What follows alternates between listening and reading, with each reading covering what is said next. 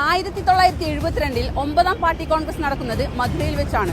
5 ദശാബ്ദങ്ങൾക്കിപ്പുറം 24ാം party കോൺഗ്രസിനായി മധുര ഒരുങ്ങുകയാണ്.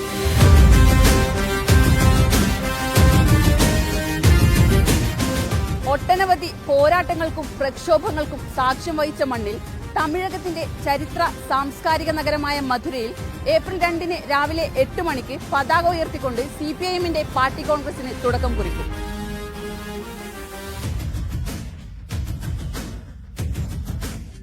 Singaravelu, Salem jail രക്തസാക്ഷികൾ, കോവൈ ചിന്നയ്യം പാളയം രക്തസാക്ഷികൾ, വിദ്യാർത്ഥി രക്തസാക്ഷികളായ സോമു സെമ്പു, മധുര രക്തസാക്ഷികൾ എന്നിങ്ങനെ സ്മൃതി മണ്ഡപങ്ങളിൽ നിന്നുള്ള ദീപശിഖകൾ തമുക്കം മൈതാനത്ത് സംഗമിക്കും. കീഴ്വെൺമണി രക്തസാക്ഷികളുടെ സ്മാരകത്തിൽ നിന്ന് സമ്മേളന നഗരിയിൽ ഉയർത്താനുള്ള പതാക കൊണ്ടുവരും.